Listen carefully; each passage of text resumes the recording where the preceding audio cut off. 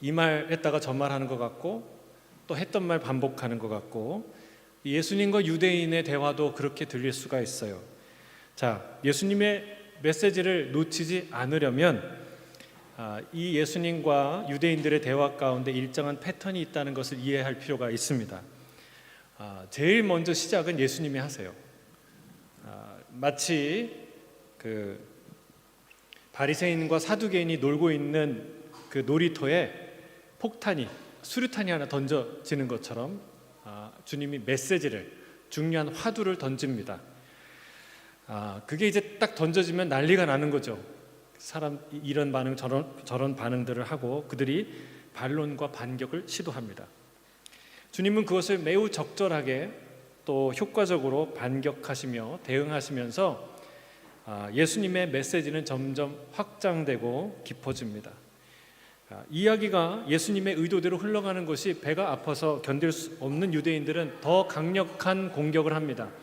그런 파상 공세가 이어질수록 어떻게 되는지 아세요? 여러분, 화살이 딱 박혀있는 화살을 막 빼려고 움직이면 어떻게 돼요? 더 깊이 들어가는 거 아시죠? 마치 그것과 같이 예수님이 던진 그 메시지를 빼려고 어떻게 이겨보려고 하는데, 그러면 그럴수록 예수님의 그 날카로운 메시지는 더 사람들의 마음 가운데 깊이 들어갑니다. 박힙니다. 참 놀랍죠. 자, 이런 패턴 속에서 우리가 뭘 알아야 되냐면, 제일 중요한 것은 예수님이 맨 처음에 던진 화두, 던져진 폭탄과 같은 그 메시지가 무엇이냐, 이걸 기억해야 돼요. 오늘 이 대화의 시작은 뭐예요? 예수님이 어떤 말을 하셔서 이런 이야기들이 이어졌어요? 주님이 이렇게 말씀하셨죠. 너희가 내 말에 거하면 어떻게 된다고요? 진리를 알게 되는데 그 진리가 너희를 자유케 하리라. 이 얘기를 했더니 그 난리가 난 거예요. 여러분, 이런 말들을 주목해야 되고 우리가 기억해야 돼요. 암송해야 돼요. 자, 그들은 겉으로는 자유에 대해서 문제 제기를 하는 것 같아요. 우리가 아브라함의 자손이고 종이 아닌데 왜 자유하라는 말이냐? 라고 이렇게 자유에 대해서 어게인스트를 하는 것 같은데, 사실은 여러분, 이 예수님의 말씀, 그 문장 중에서 제일 그들을 뼈아프게 한, 거슬리게 한, 이 갈등을 일으킨 표현이 무엇일까요? 물론 예수님의 말씀 하나하나, 단어 하나하나가 아마 그들에게 문제가 됐을 거예요. 부딪혔을 거예요. 그렇지만 그 중에서 가장 핵심이 되는 이야기가 뭐냐면, 너희가 내 말에 거하면 이라는 말이에요. 너희가 내 말 안에 거하면. 왜 대체 우리가 당신 말 안에 거해야 됩니까? 우리가 왜 네 말에 거해야 되냐는 거예요. 네가 감히 모세나 혹은 하나님이라도 된다는 말이냐? 이렇게 따지고 싶은 거죠. 그런 게 이제 이 안에 있는 거예요. 그래서 주님이 너희가 왜 그렇게 내 말을 듣기 싫어하는지 그 이유를 알려주십니다. 그것은 뭐냐면, 너희가 하나님께 속하지 않고 하나님께 속한 사람이 아니기 때문이다. 너희의 아버지 곧 거짓의 아비 마귀에게 속한 자이기 때문에 그렇게 싫어하는 거다라고 얘기를 하십니다. 여러분, 이거 굉장히 수위가 높은 말이 아닙니까? 이 말을 들은 유대인들도 가만히 있지 않습니다. 그래? 그 말을 하는 거 보니 내가 사마리아인 맞구나. 이제 다음 주에 볼 텐데, 사마리아인이라는 게 무슨 말이에요? 굉장히 얕잡아 보는 말이에요. 저속한 협작꾼 같은, 약장수 같은 그런 거짓말쟁이, 이런 사람으로 표현한 말이에요. 넌 사마리아인이구나. 멸시하는 말이죠. 또 귀신 들렸다는 말이 이게 진짜 아니냐? 네가 하는 말을 보니까. 여러분, 이게 보이세요? 강대강 이렇게 부딪히는 이 장면이 그려지십니까? 굉장히 강한 충돌 장면을 성경이 우리에게 보여주고 있다는 사실입니다. 예수님이 평화주의자셨다면 아마 이 충돌을 피했을 거예요. 이런 문제가, 이 충돌이 일어날 게 뻔하니까. 근데 예수님은 평화주의자가 아니라는 걸 여러분 아셔야 돼요. 그러면 누구시냐? 평화를 이루시는 분이에요. 평화를 주시는 분인 줄 믿습니다. 여러분, 평화는요, 평화를 위해 기꺼이 싸우겠다고 결단한 사람들에게만 주어집니다.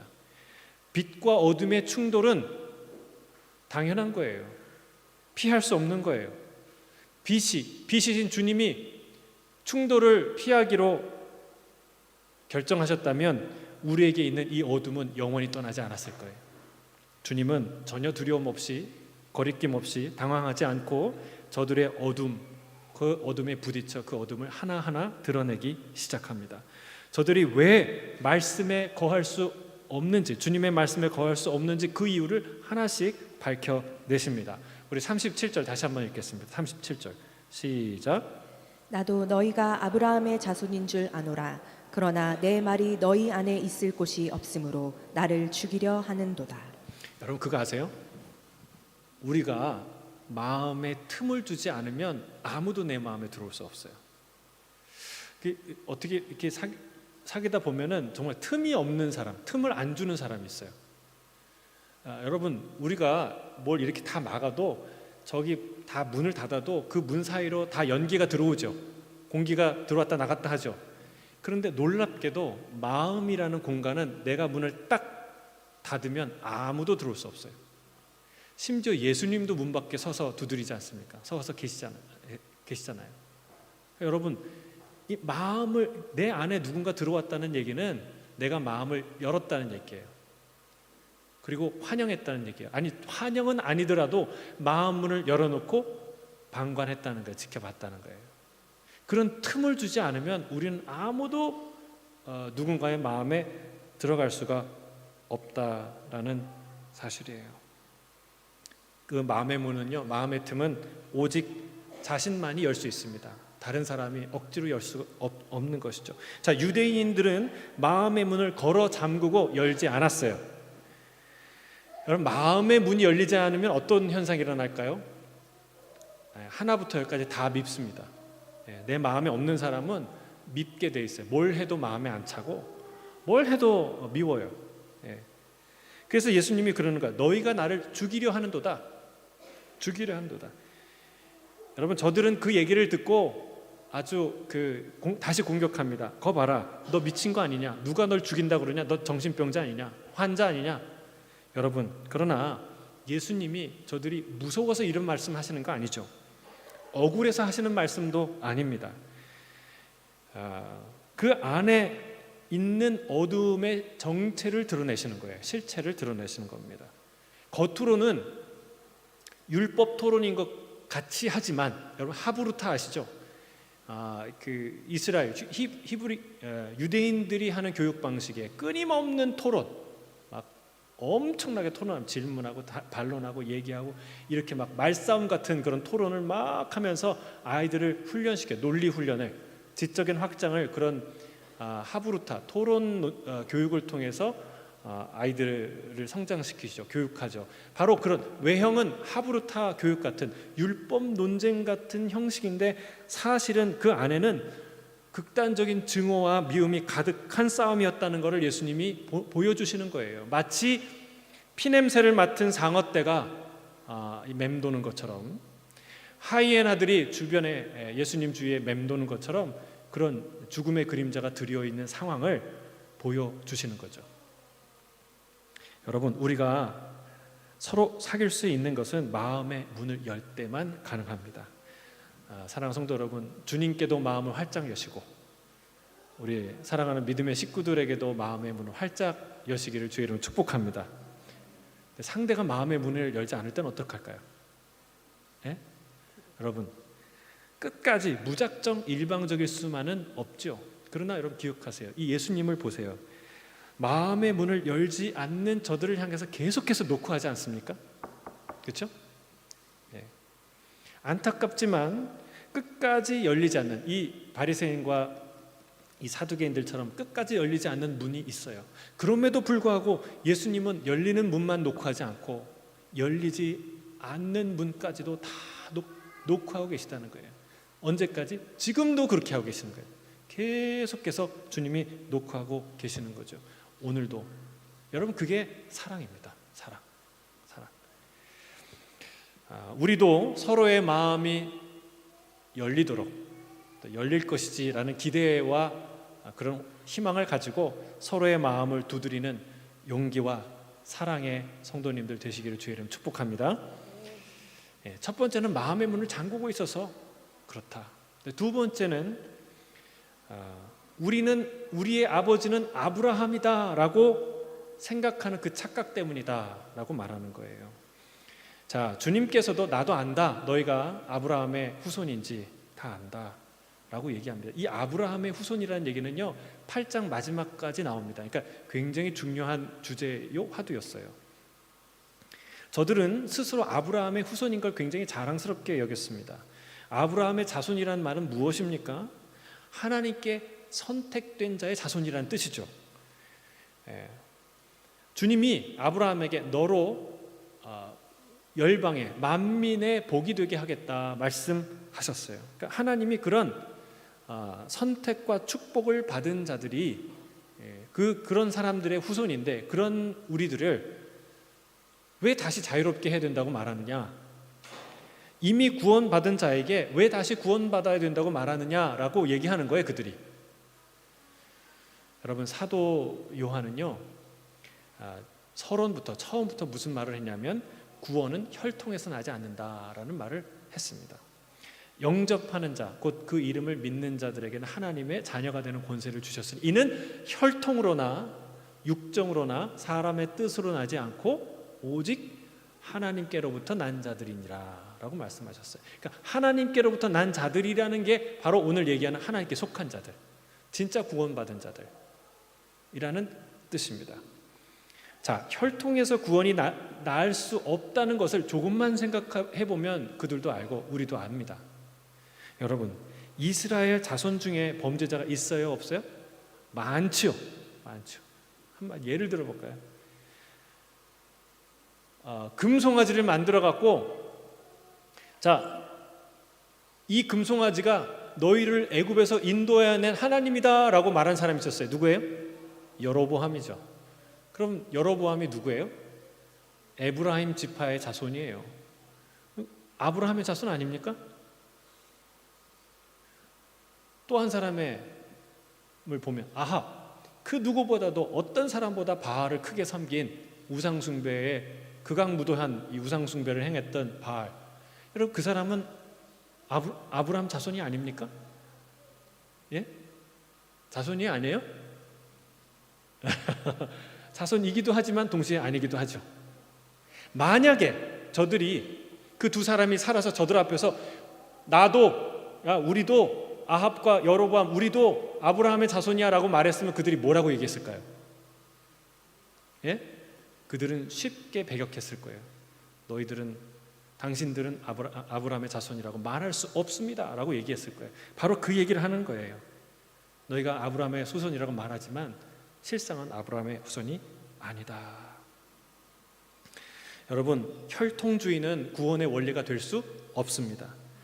안타깝게도 여러분, 우리가 사람들이 얼마나 혈통주의에 자주 빠지는지 몰라요. 순혈주의에. 여러분, 나치주의가 혈통주의 아닙니까? 그렇죠? 민족주의라는 게 혈통주의예요. 얼마나 많은 사람들이 열광했어요. 심지어 신학자들도, 목회자들도, 성도라는 사람들도 열광했어요. 그리고 지금도 세계 곳곳에서 인종청소, 제노사이드가 일어나지 않습니까? 또 사회의 계급이라는 것, 그리고 지역주의, 이런 것도 엄밀히 얘기하면 다 혈통주의에 뿌리를 두고 있지 않습니까? 여러분, 세계는 지금도 이 혈통주의로 인해 몸살을 앓고 있다는 사실이에요. 그래서 우리 안에 돌아봐야 돼요. 내 안에 나는 너와 달라, 나는 출신이 다르다고 뭐 이런 생각을 하고 있진 않은지, 그런 혈통주의가 내 안에 조금이라도 있지 않은지 돌아보시기를 바랍니다. 혈통을 자랑스럽게 생각하는 것은 소중한 유산이죠. 그러나 그것이 저들처럼 교리화되면 그것이 진리를 배격하는 큰 장애물이 된다는 것을 예수님이 가르쳐 주시는 거예요. 이거는 세례 요한도 얘기했어요. 너희가 아브라함의 자손이라고 하지 말고 그 회개에 합당한 열매를 맺고 와라 말하지 않습니까? 이 혈통주의가 얼마나 진리를 진리로 나아가는데 방해가 되는가라는 것을 말합니다.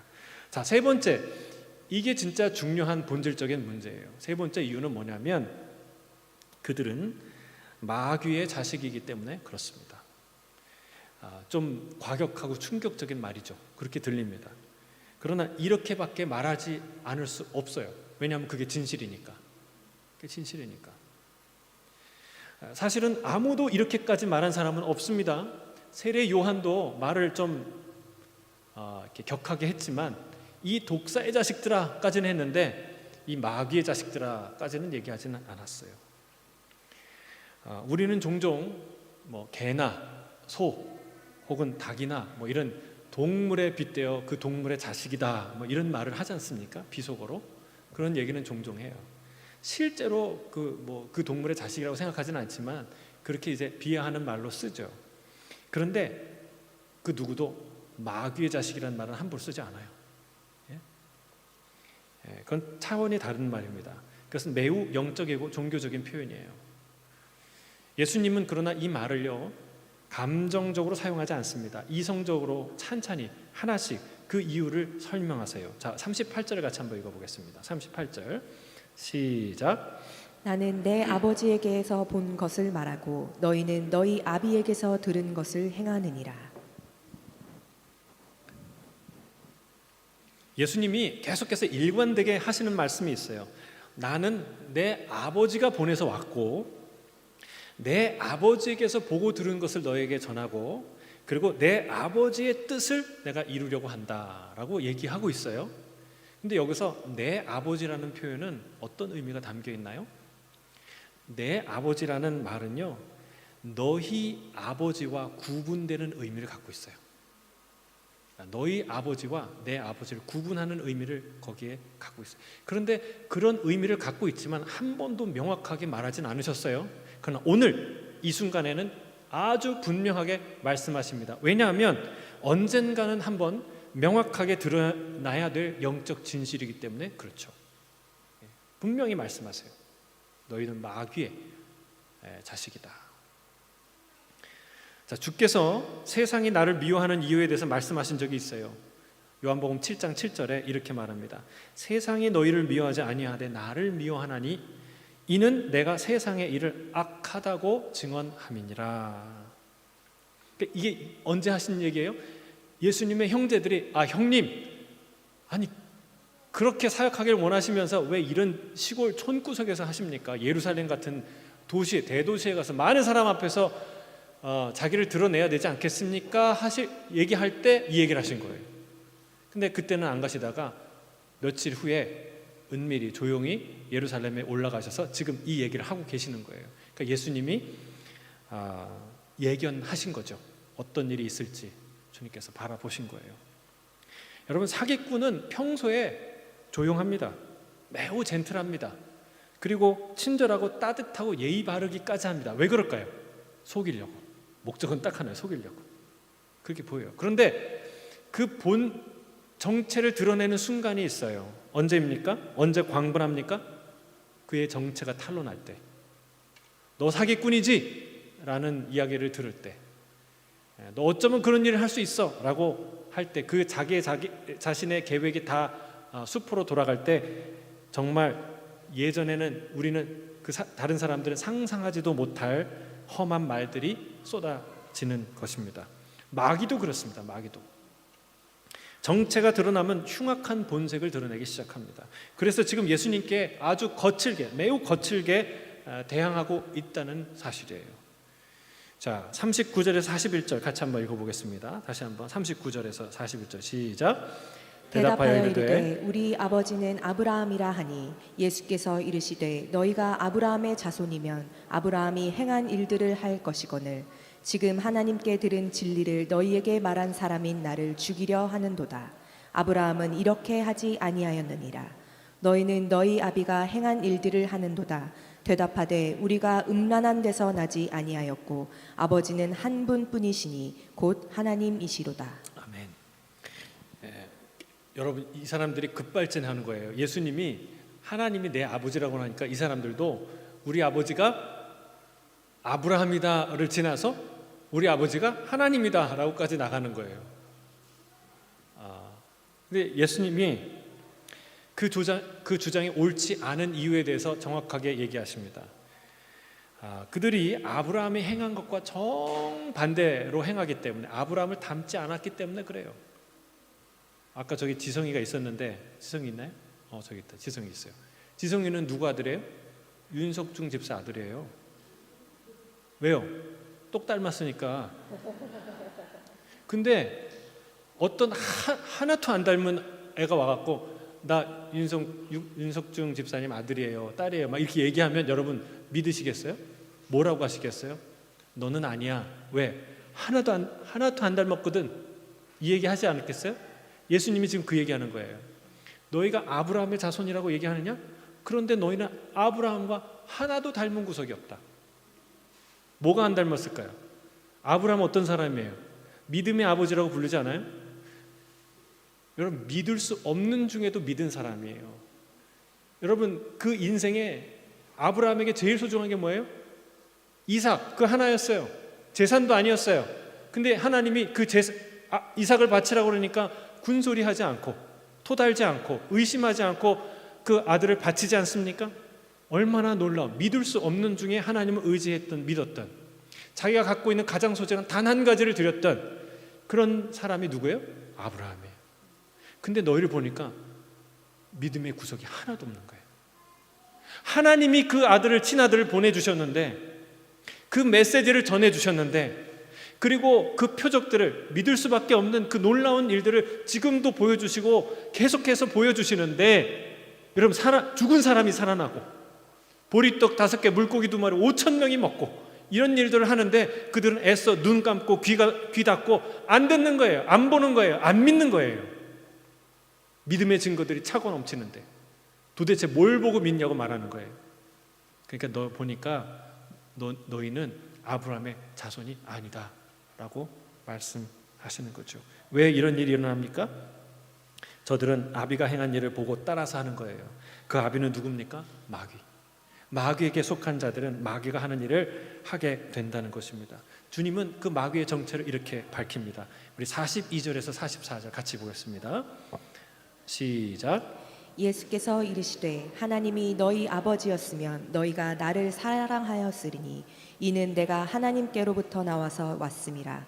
나는 스스로 온 것이 아니요 아버지께서 나를 보내신 것이니라. 어찌하여 내 말을 깨닫지 못하느냐? 이는 내 말을 들을 줄 알지 못함이로다. 너희는 너희 아비 마귀에게서 났으니 너희 아비의 욕심대로 너희도 행하고자 하느니라.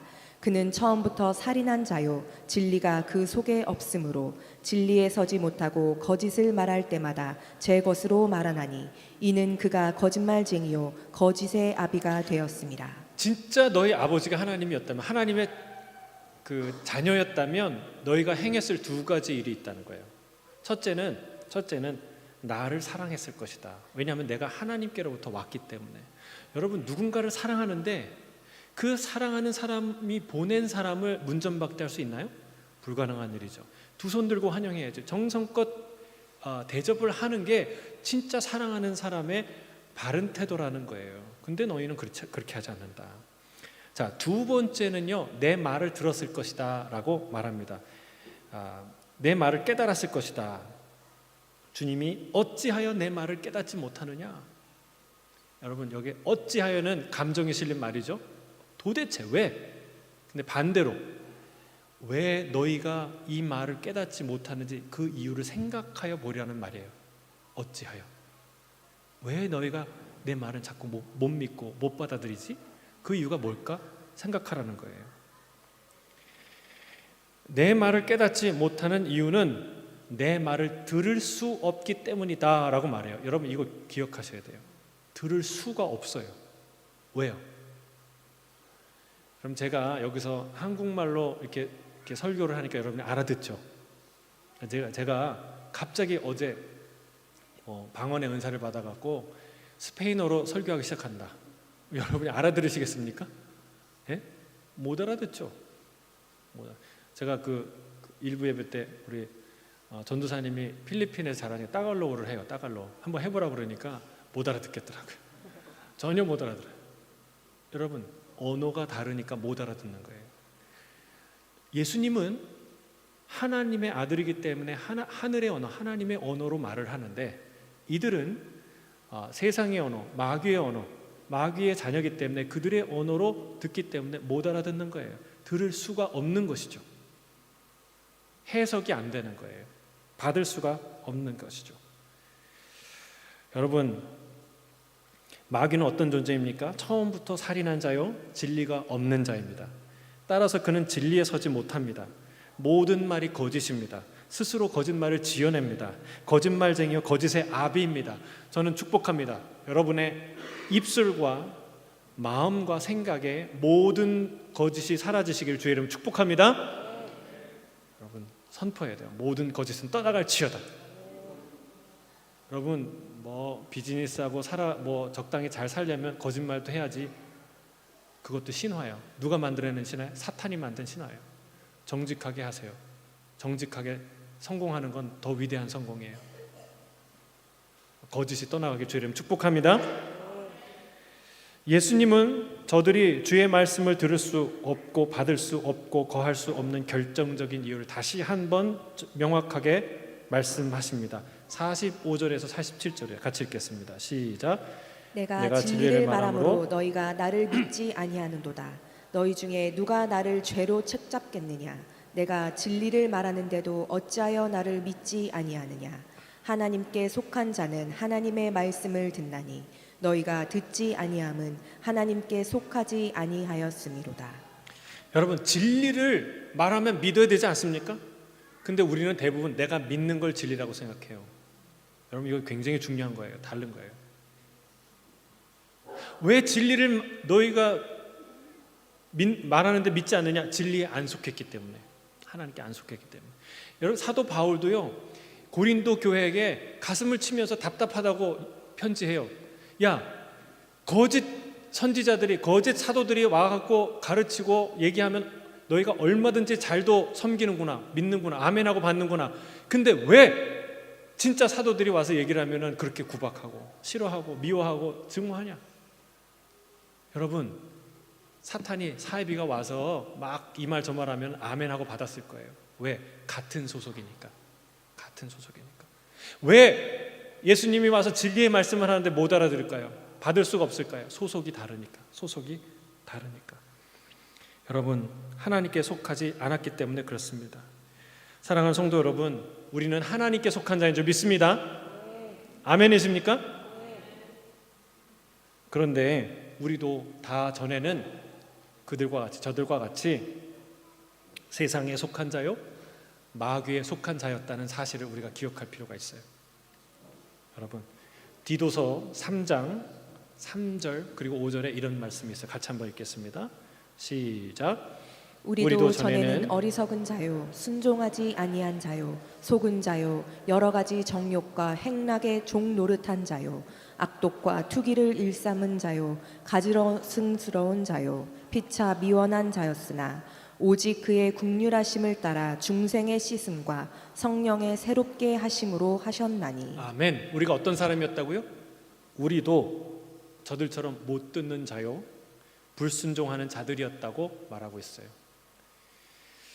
세상에 속해 있고 마귀에게 속해 있었기 때문에 그렇습니다. 여러분, 어디에 속했는지가 왜 중요할까요? 그냥 다 내가 죄 안 지면 됐지, 어디에 속했는지가 뭐가 중요해? 정말 중요해요. 내가 어떤 죄에 아무것도 가담하지 않았어요. 정말 상관이 없어요. 그런데 여러분, 그 팀이, 그가 소속된 단체가 불이익을 당하면 그 사람도 불이익을 당하게 되어 있습니다. 자, 예를 들어 볼게요. 제 발이 죄를 지었어요. 누군가를 걷어찼어요. 그래서 내가 감옥을 가야 돼요.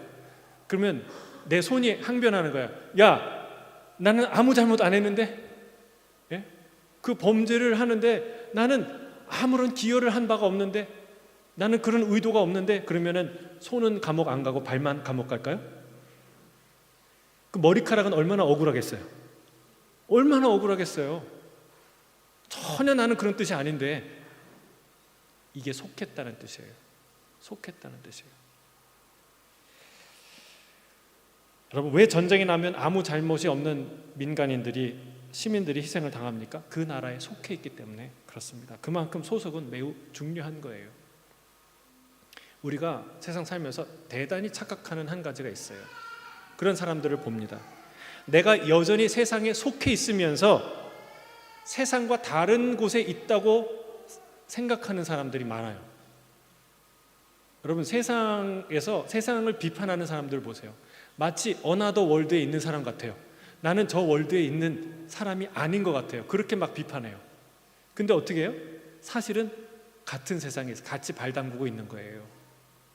그 세상이 흥하면 나도 흥하고 그 세상이 망하면 나도 망하는 거예요. 마치 다른 것처럼 생각하는데 대단한 착각이라는 거예요. 세상과 운명 공동체이기 때문에 그렇습니다. 여러분, 주님의 말씀이 잘 안 들리고 잘 안 믿긴다면 그것은 여러분의 지적인 수준이 모자라서가 아니에요.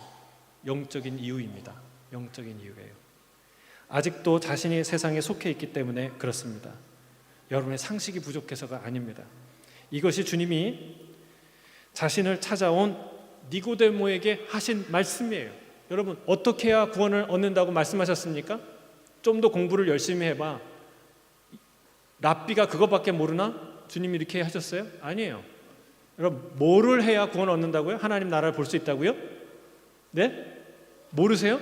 아니, 예수 따라가는 게 성도가 모르면 어떡합니까?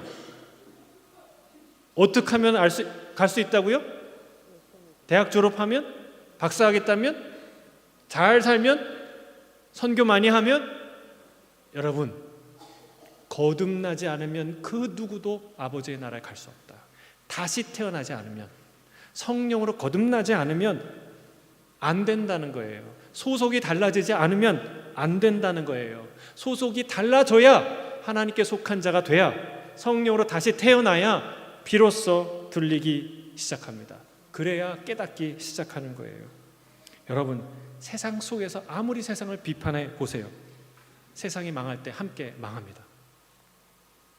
세상을 구하는 것이 그리스도의 사명이 아니라는 것을 아셔야 돼요.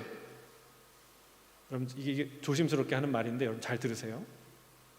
여러분, 저는 그리스도인이 세상의 빛이라고 믿습니다. 주님이 말씀하셨기 때문에. 저는 빛과 소금 잡지의 편집장도 했어요. 빛과 소금의 역할은 너무 소중한 일이에요.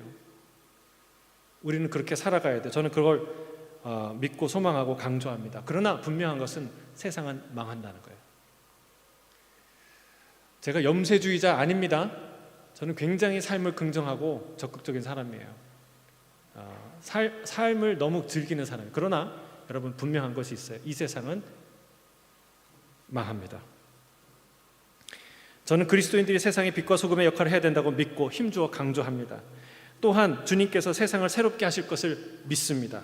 그러나 분명한 것은 주님이